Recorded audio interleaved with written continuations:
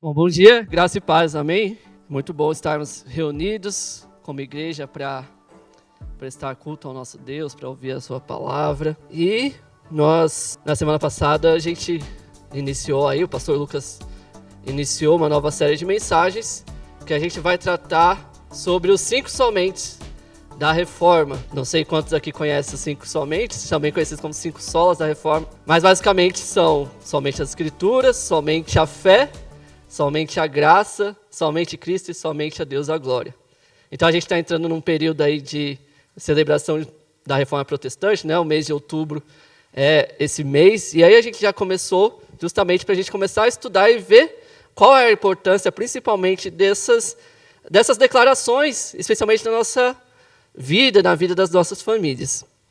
Hoje a gente vai falar um pouco sobre somente a fé. Somente a fé. E eu gostaria de, antes de mais nada, pedir que vocês, nesse momento, concentrem a sua atenção naquilo que vai ser dito. Evitem usar o celular, só se você tiver com a Bíblia no celular. Mas aí eu eu te dou um conselho. Se você usa a Bíblia no celular, se você tem uma Bíblia em casa, traga a sua Bíblia. Deixa o celular, nesse momento que é tão importante, deixe o seu celular de lado. Use a sua Bíblia de papel, ou se você tiver algum outro dispositivo. Mas evite usar a Bíblia no celular, porque justamente vai chegar a notificação. Às vezes você vai perder a atenção, porque você vai ver uma coisa, aí você vai abrir o WhatsApp, vai responder uma coisa, e aí pronto. Você já perdeu o fio da meada, já perdeu o que estava sendo dito. Então vamos prestar atenção no momento da leitura aqui, daquilo que vai ser dito. Porque não é simplesmente o que eu imaginei e simplesmente vou falar, não. É o que está pautado na palavra de Deus. Tá bom? Então vamos orar. Grande Deus, nós te agradecemos, Pai, por termos esse privilégio de estarmos reunidos para ouvir a Tua palavra, Deus. E pedimos perdão porque muitas vezes desvalorizamos esse tempo, Pai. Quantos irmãos, quantas pessoas, Deus, que precisam se esconder, precisam se isolar, Deus, precisam fazer de forma clandestina os seus cultos para ouvir a palavra de Deus, e nós que temos essa liberdade, às vezes não valorizamos tanto. Então que o Senhor perdoe os nossos pecados, e que o Senhor mova a nossa mente, o nosso coração, mova o nosso espírito para aquilo que será dito nessa manhã. Pai, eu peço que, apesar de mim, dos meus pecados, das minhas falhas, que o Senhor use a minha vida para transmitir aos meus irmãos, Deus, que estão aqui a Tua palavra. Pai, eu te peço isso em nome de Jesus. Amém. Bom, eu trouxe um dado aqui referente a quantas pessoas se declaram cristãs no Brasil. Não sei quantos aqui sabem dessa informação, mas de acordo com o censo realizado em 2022, cerca de 83,6% aí da população brasileira se declara cristã. E aqui eu estou falando de forma geral, tá? Não estou classificando evangélicos, católicos, não. Aqueles que dizem que creem, que confessam, que acreditam em Jesus. Então, essas pessoas que disseram isso estão dentro desse bolo aqui, 83%. A grande maioria das pessoas se declaram cristãs. E isso é muito fácil de identificar, né? Porque quantas pessoas a gente conhece que se dizem cristãs? Quantos você consegue colocar e pensar? Acho que praticamente todo mundo que você conhece fala, não, eu acredito em Deus. Não, Jesus é legal. Tudo mais. Mas quantas dessas pessoas que você pensou aí, que se dizem cristãs, quantas delas mostram de fato que elas creem em Jesus? Que a vida delas são transformadas pelo Senhor Jesus. Aí o funil vai diminuindo, vai afunilando a quantidade de pessoas que você pensou primeiro e depois, não, peraí, eu consigo pensar aqui em pessoas que realmente declaram sua fé e vivem isso. Então, por mais que a gente tenha um país que nominalmente se declara cristão, a porcentagem de pessoas que de fato vivem a fé cristã é muito pouco. Isso deve nos chocar, porque será que nós estamos fazendo parte daqueles que só dizem que são cristãos, mas nós somos cristãos só quando vem à igreja, quando participa dos eventos da igreja, ou quando a gente está lá fora também? As pessoas têm visto a nossa fé? Têm visto como nós temos agido? E aí, eu estou falando de tudo isso porque justamente tem a ver com a questão do somente a fé, que é esse segundo ponto que a gente vai tratar hoje. Por que somente a fé? De onde veio isso? Quando começou? Eu falei um pouco aqui da Reforma Protestante, mas vou explicar um pouco de como funcionou isso para chegar nesse ponto. Lá no século XVI, a igreja passava por um momento onde haviam muitas distorções a respeito daquilo que era pregado. Então, muitas pessoas eram ensinadas pela Igreja Católica a comprar o perdão dos seus pecados e também comprar o perdão daqueles que já haviam falecido. Então, você fazia uma oferta, aquilo era chamado de indulgência, que é você poder comprar o seu perdão ali e o perdão dos seus entes queridos que porventura já haviam falecido, para justamente garantir que eles tivessem acesso aos céus, acesso a Deus. Mas, para a gente que conhece a palavra, isso já parece muito esquisito. E Lutero, Martinho Lutero, ele que fazia parte, era um dos monges ali da Igreja Católica, ele percebia que isso era muito esquisito. E então ele teve uma epifania, digamos assim, né? O Espírito falou ao coração dele, e ele, lendo as Escrituras, ele chegou ao consenso de que o justo viverá pela fé, de acordo com o que está escrito em Romanos 1,17. E aí, a partir disso, ele percebeu que a igreja estava indo para um caminho muito errado. Não era aquilo que ela declarava ser fé, que de fato era fé. Então, ele iniciou o processo ali da reforma protestante. Foi lá, levantou as 95 teses, pregou lá na porta do castelo de Wittenberg, e aí começou ali, então, a se movimentar a reforma protestante. E é por isso que hoje nós falamos, né, nós afirmamos que as igrejas cristãs evangélicas são protestantes, justamente porque essa é a origem de onde vem aí a nossa igreja, né, de onde começou a reforma. E aí, então, surgiu o somente a fé. Por quê? Porque significa que não são as obras, não são as tradições, não é o dinheiro que você dá para comprar a salvação que, de fato, é o que vai te levar ao céu. Não. A nossa justificação, aquilo que a gente declara e a gente crê, é que a nossa salvação está em Jesus, e só em Jesus. E é na fé nele que, então, encontramos salvação. Isso quer dizer que as boas obras são descartadas? Não, porque a gente vai ver isso um pouquinho aqui, eu vou passar pelo texto de Tiago, para a gente entender um pouco isso. Mas as boas obras têm o seu papel, elas têm a sua utilidade, elas precisam acontecer também, porque elas são a prova de que você, de fato, creu em Jesus. Então, a gente está num contexto que a fé é distorcida. No tempo de Lutero, tinha essa questão das indulgências. Mas hoje, para que serve a fé?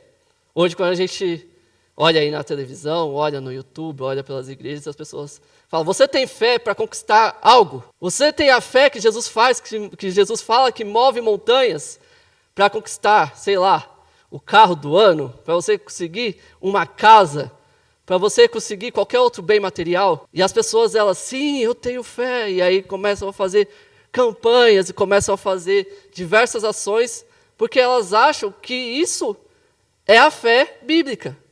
Mas não é isso que as Escrituras nos ensinam. A fé que as Escrituras ensinam desde o começo é a fé em Deus, de crer que somente Deus é capaz de nos justificar diante dele. E não uma fé que simplesmente deseja algum bem material, algo que possa simplesmente trazer conforto para as nossas vidas. Não é disso que Jesus fala, não é disso que as Escrituras nos ensinam. Então, é um ponto que a gente tem que tomar cuidado, porque sim, a gente deve crer que Deus pode fazer as coisas, e a gente crê nisso. Deus, ele é soberano, ele é dono de tudo, e ele pode dar o que ele quiser para quem ele quiser. Mas será que a nossa fé, o nosso coração está voltado para os bens materiais, para a fé que a gente tem é justamente daquilo que Deus pode fazer por nós, materialmente falando, ou por aquilo que ele já fez por nós em Jesus? Tendo tudo isso em mente, qual é o impacto, então, de declarar somente a fé, principalmente em nossas famílias? A gente vai destrinchar um pouco isso,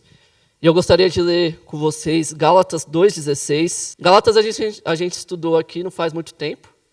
Aí no primeiro semestre a gente passou um pouco não, a gente estudou o livro todo.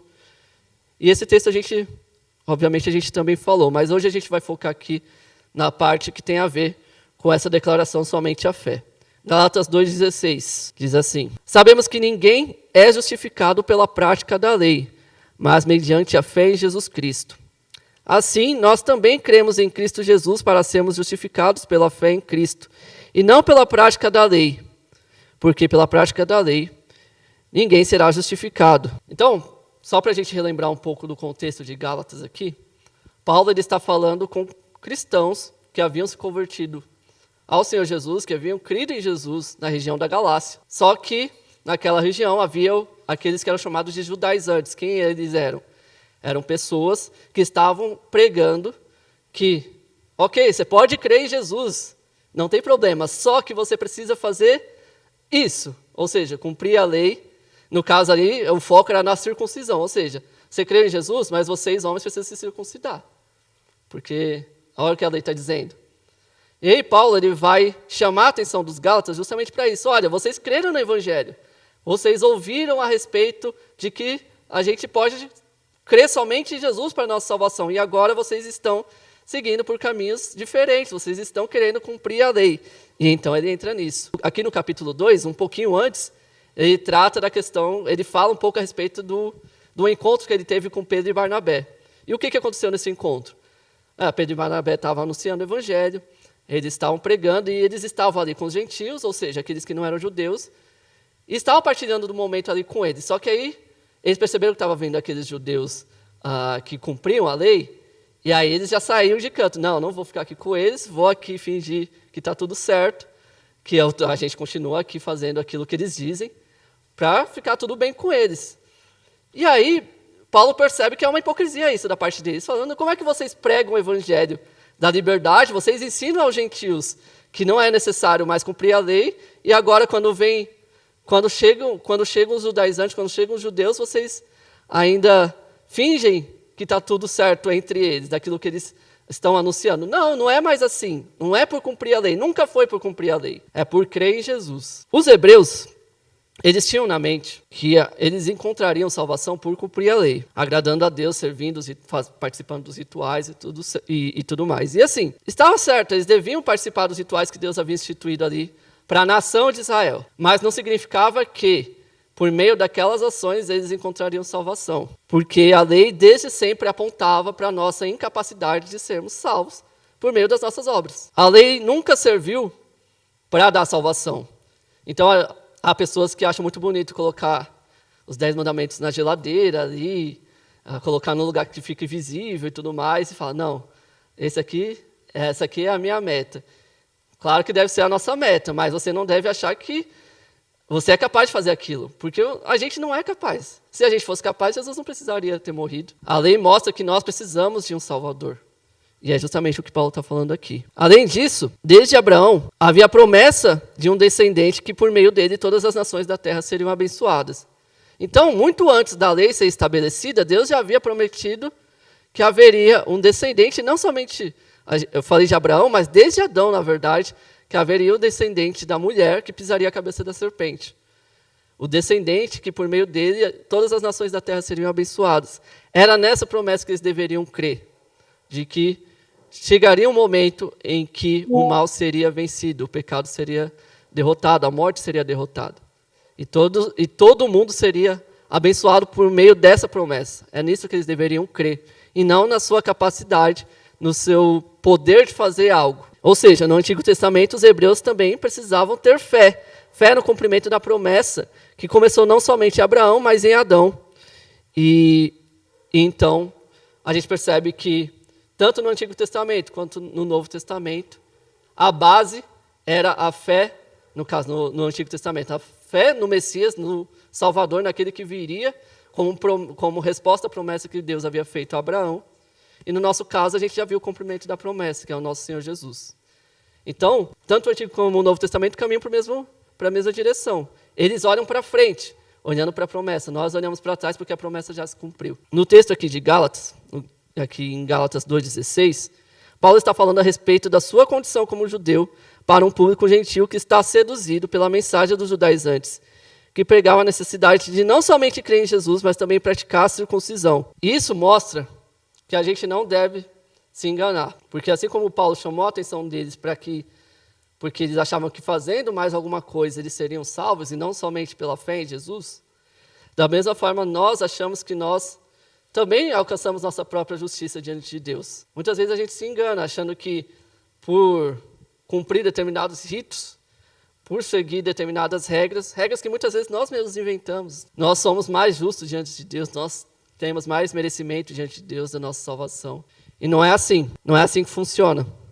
Não existe capacidade nenhuma em nós de sermos declarados justos diante de Deus se não for somente pela fé no Senhor Jesus. Por isso, somente a fé. Tudo bem, e quando eu trago tudo isso para o contexto familiar, como que funciona? É do mesmo jeito. Muitas vezes a gente pensa que com esforço, com disciplina, com boas intenções, a gente vai construir um lar perfeito. E é legítimo a gente buscar o melhor para as nossas famílias, sim.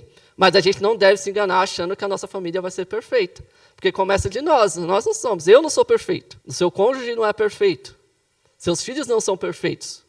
Então, por que você acha que vai conseguir um lar perfeito? E mostrar para os outros que você tem uma família perfeita. Não é assim que funciona. E não é... na verdade, isso vai te causar uma frustração. Porque, poxa, você está olhando para um determinado objetivo que é impossível de alcançar. Meus filhos não são desse jeito como eu imaginei, meu marido não faz essas coisas do jeito que eu pensei, minha esposa não fala como eu pensei que ela falasse. E aí você cria um monte de frustrações porque as coisas não são do jeito que você gostaria que fosse, porque você está depositando a sua fé em pessoas falhas. Você está esperando que a pessoa ela atinja um nível que ela nunca vai atingir de perfeição. E você esquece de se olhar também porque você também não vai chegar à perfeição. Fazemos planos, seguimos métodos de educação, buscamos estabilidade financeira, mas ainda assim enfrentamos falhas, conflitos e limitações. Muitas vezes queremos maquiar a realidade, mostrando para os outros uma vida supostamente perfeita, quando na verdade não é assim. Quando a família se apoia em si mesma, cedo ou tarde ela vai encontrar rachaduras, vai encontrar imperfeições, vai encontrar ressentimentos, vai haver discussões. Isso mostra que não somos nós os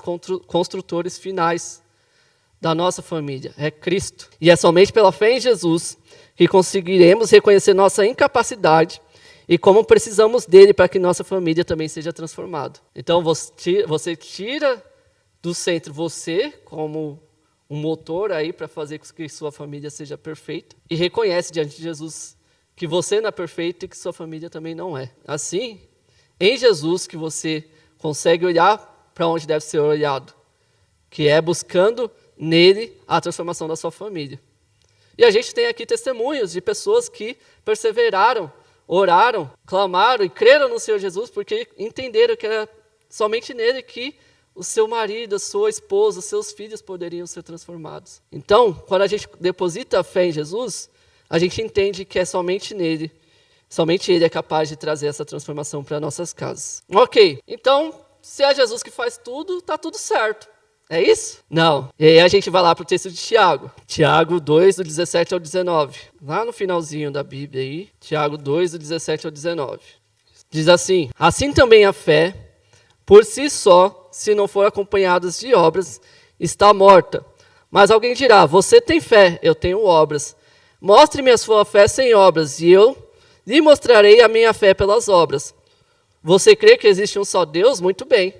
Até mesmo os demônios creem e tremem. Aqui está estremecem, né? Mas aqui na minha versão está tremem. Mas, de qualquer forma, o significado é o mesmo. Então, a gente não pode eximir também a nossa responsabilidade de fazer o que é correto. Porque se nós declaramos a nossa fé em Jesus, a nossa fé vai trazer para nós atitudes que mostram que, de fato, nós cremos em Jesus.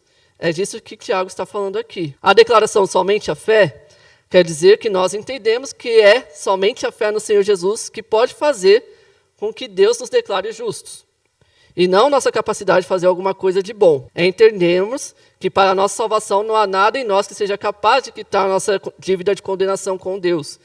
Por isso precisamos declarar a nossa fé em Jesus. Por outro lado, quando declaramos essa fé, ela será o combustível que nos levará a realizarmos boas obras, aquelas para as quais o Senhor nos chamou para fazê-las quando nos escolheu em Cristo. E é isso que está lá também em Efésios, o apóstolo Paulo fala disso, lá no capítulo 2. Sem isso, nossa fé está morta, é somente uma declaração bonita, para você colocar no status do WhatsApp, nos stories do Instagram e tudo mais. Porque existe essa questão também das pessoas, no nosso contexto brasileiro, acharem bonito você vai para a igreja, você diz que crê em Jesus e tudo mais. As pessoas acham isso bonito. Mas, se você não vive uma fé que você declara ter, é só uma declaração barata. Só para pagar de religioso, de bonzinho, de olha só como eu faço as coisas e eu vou para a igreja e tudo mais. Se a fé em Jesus, a fé que nós dizemos ter em Jesus, não gera transformação em nossas atitudes, essa fé é somente intelectual. É uma fé que você tem aqui, mas não alcançou aqui. E é essa fé intelectual que Tiago está dizendo que os demônios têm. Porque as pessoas dizem que creem em Jesus. Sim, os demônios também dizem. E eles creem, eles tremem, porque eles sabem quem é Deus. Então, se a nossa fé em Jesus não nos transforma e não traz transformação para dentro das nossas atitudes dentro de casa, no que a gente tem acreditado? Para onde a gente tem olhado? Qual é essa fé? O que essa fé te ajuda no seu dia a dia? Qual é a transformação que ela tem trazido para a sua vida? A fé, ela sustenta aquilo que nós dizemos crer. Mas viver em família exige corresponder a essa sustentação. Isso quer dizer o quê? Na sua casa, quando você diz que crê em Jesus, as pessoas precisam ver que você crê em Jesus de fato. Porque, quantas pessoas frequentam aí as igrejas hoje em dia? Até os jogadores de futebol aí frequentam. Postam no Instagram, falam 100% Jesus e não sei o que lá. Mas quando a gente vê a vida desses jogadores, a gente vê o cara na gandaia, nas festas, traição, etc, etc. A gente não precisa chegar a esse ponto, obviamente, mas será que a forma como eu falo com a minha esposa mostra que, de fato, eu creio em Jesus? Será que no momento de discussão eu reconheço que eu estou errado e vou pedir perdão? Ou eu estou disposto a perdoar meu filho que me ofendeu, minha esposa, meu marido que me ofendeu? Então, isso são as obras que Deus está esperando de nós. E não quer dizer que, por eu perdoar toda vez que meu cônjuge me machuca, me ofende, então eu estou ali num ranking mais alto com Deus. Subi hoje uma posição. Não, porque você e eu, nós não merecemos nada diante de Deus. Nós não temos mérito nenhum diante de Deus. É somente pela fé em Jesus. O marido não pode dizer que tem fé, mas continuar tratando a esposa com indiferença. Uma mãe não pode dizer que crê, mas não instruir os seus filhos no caminho do Senhor. A fé verdadeira transforma responsabilidades em atos de amor. Então existe uma responsabilidade nossa. E a gente deve mostrar isso com as nossas atitudes. E mais uma vez, não somos nós que construímos a salvação da nossa família. A gente não deve se enganar nisso. Não é pelo seu poder de convencimento. Não é porque você tem uma boa oratória, porque você sabe falar bem, que você vai convencer seus filhos, sua esposa, seu marido a se achegarem a Jesus. É óbvio que nós devemos pregar sim. A gente deve falar do Evangelho. A gente deve falar de Jesus, porque a fé vem por onde? Por ouvir. E ouvir o quê? A palavra. Exato. Então, se a fé vem pelo ouvir, alguém precisa falar. Então, a gente tem essa responsabilidade. E é a partir desse momento, porque o Espírito Santo vai agir através da palavra que você pregou, porque a palavra de Deus é viva. E aí, aqui em Tiago também, numa segunda parte aqui no capítulo 2, ele vai falar de Abraão. A partir do versículo 20, Tiago 2, do versículo 20 ao 24. Vamos ler juntos para a gente entender aqui. Tiago 2, do 20 ao 24, diz assim. Continuando o texto. Insensato, quer certificar-se de que a fé sem obras é inútil? Não foi Abraão, nosso antepassado, justificado por obras, quando ofereceu seu filho Isaque sobre o altar? Você pode ver que tanto a fé como as obras estavam atuando juntas. E a fé foi aperfeiçoada pelas obras. Cumpriu-se assim, então, a escritura que diz: Abraão creu em Deus e isso lhe foi acreditado como justiça. E ele foi chamado amigo de Deus. Vejam que uma pessoa justificada por obras e não apenas pela fé. Tiago aqui, ele não está fazendo, embora fique parecendo que Tiago está falando, então ele é justificado pelas obras. Ele não está fazendo aqui um contraponto de deixar de crer em Jesus. Não é disso que ele está falando. Mas é a partir do momento que você, de fato, fala que você tem fé e mostra com as suas atitudes que você tem essa fé, então Deus vai enxergar isso. E a partir do momento que você já teve a fé, e aqui o Tiago até traz o texto, Abraão creu em Deus e isso foi acreditado como justiça. Ele creu em Deus. E a partir desse momento que ele crê em Deus, quando Deus pediu Isaque para ser sacrificado, Abraão cria que Deus poderia livrar Isaque daquela situação. Abraão não é reconhecido como pai da fé por acaso. Nós conhecemos a história dele. Ele foi chamado da terra dos seus parentes, lá em Ur dos Caldeus, para ir para uma terra que ele não sabia onde era. Abraão poderia ter falado, eu não vou. Ele poderia ter falado, mas a Bíblia não mostra que isso aconteceu. Mostra que ele foi. Ele creu na voz de quem estava chamando ele para ir. Abraão recebeu uma promessa aos 75 anos de que ele teria um filho. Aos olhos humanos isso parecia impossível, mas ele creu em Deus. Embora a gente saiba do percalço, que Abraão teve um filho ali com a escrava de Sara, Agar, a gente sabe dessa história, mas ainda assim a promessa se cumpriu. E Abraão, ele continuou crendo em Deus, esperando pelo filho que viria. E depois a gente tem o pedido de Deus a Abraão, falando para Abraão entregar Isaque. Então a gente tem toda essa narrativa a respeito de Abraão para mostrar que ele, de fato, creu em Deus. Ele creu no caráter de Deus, ele creu na pessoa do Senhor. E agora Tiago traz, por isso que Tiago traz Abraão para esse argumento, apresentando aos seus leitores que a fé de Abraão era evidenciada pelas obras. Então, o fato de Abraão ter crido no Senhor para sair da terra dos seus pais e ir para outro lugar, mostra que ele de fato obedeceu. Ele não somente, eu creio em Deus porque ele falou comigo. Não. Ele obedeceu a Deus e foi até o lugar que o Senhor direcionou. Ele pediu Isaac, sim, porque ele cria que o Senhor poderia ressuscitar Isaac depois. Abraão estava disposto a ir até as últimas consequências em sua relação com Deus, mostrando sua fé mesmo quando o Senhor lhe pede seu filho, pois ele cria que o Senhor poderia ressuscitar Isaac. E Abraão não era diferente de eu e você, ele era tão pecador quanto cada um de nós. E a gente tem aí Gênesis não esconde a história de Abraão, a gente vê o quanto ele errou, mentiu, fez um monte de outras coisas erradas, ele não creu em Deus, né? Na verdade, ele creu em Deus, mas ele estava achando que estava demorando muito, então ele ouviu a sugestão de sua esposa e teve um filho com Agar, a serva dela. Então a gente vê que Abraão ele falhou muitas vezes, mas ele não deixou de ter esse reconhecimento da parte de Deus como pai da fé, as escrituras dizem isso, e Abraão foi conhecido também como amigo de Deus. Olha como isso é precioso. Abraão merecia a condenação tanto quanto nós, mas foi a fé dele em Deus que o levou à obediência, mesmo quando as coisas pareciam não fazer sentido. Quando você olha friamente para o texto, não parece fazer sentido. Você está num lugar que você conhece com seus pais, com seus parentes, e ir para um lugar totalmente desconhecido. E você crê que você terá um filho já quando você está idoso, quando aparentemente já não existe mais nenhuma possibilidade. Então Abraão, ele creu, ele confiou em Deus até as últimas circunstâncias. Porque ele tinha fé no caráter daquele que o chamou para isso. Em nossos lares, há diversos desafios que precisamos enfrentar. Por vezes cônjuges e filhos não crentes.